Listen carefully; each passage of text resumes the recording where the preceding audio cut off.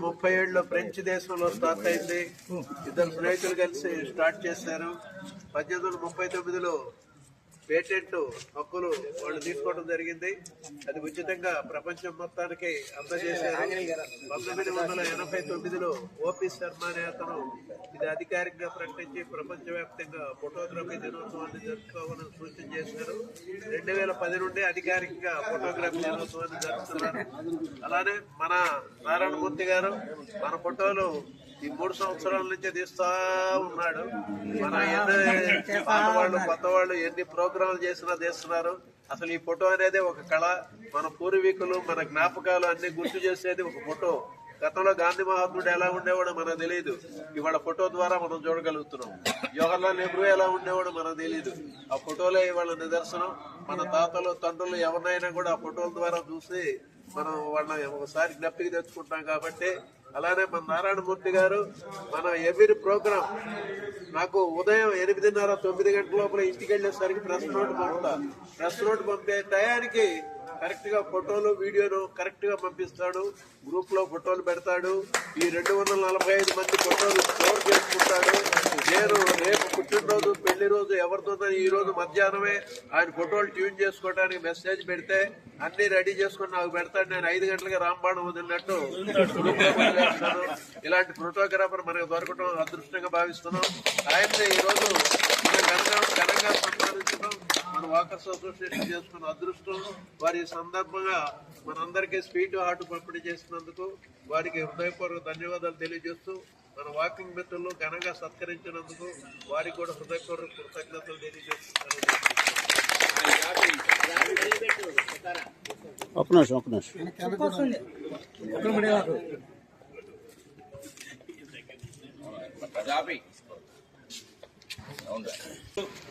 మన ప్రీతమ మిత్రుడు మన వాకింగ్ గ్రంథి నారాయణమూర్తి వారిని ఈరోజు అంతర్జాతీయ ఫోటోగ్రాఫర్ దినోత్సవం సందర్భంగా మన వాకర్స్ అసోసియేషన్ ఫోటోగ్రాఫర్ గా ప్రియమిత్రుడిగా పిలుచుకునే మన నారాయణమూర్తిని ఈరోజు రామదండు గ్రూప్ గాని మన వాకర్ సభ్యులు గాని అందరూ ఘనంగా సన్మానించారు. గోశాల వారు గాని మన శివాంజనేయ ప్రసాద్ గారు ఇలా తదితరులు అందరూ వారిని గుర్తించి వారిని ఘనంగా సన్మానించినందుకు మరొకసారి మిత్రులందరికీ ధన్యవాదాలు తెలుపుతూ, అలాగే ఈరోజు అసలు ఫోటోగ్రఫీ దినోత్సవం అంటే ఏందో ఎవరికి తెలియదు, కానీ రామకృష్ణ గారు దాని గురించి చక్కగా చెప్పి మనకు దాని ఫోటోగ్రఫీ దినోత్సవం అంటే ఎందుకు పెట్టుకున్నారు, ఏం చేశారనే దాన్ని విశదీకరించినందుకు వారికి ఒకసారి మన వాకర్స్ అందరి తరఫున ధన్యవాదాలు తెలుపుతున్నాం.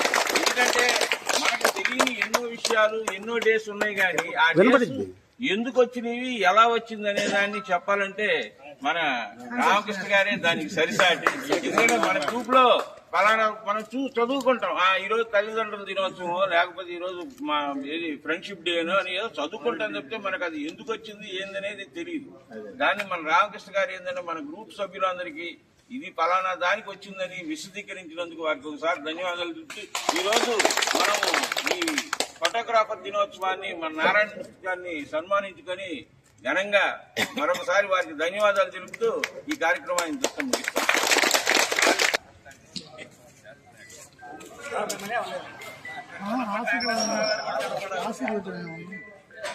రండి, ముందుకు రండి,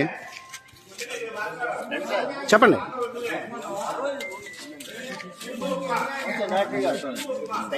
చెప్పు.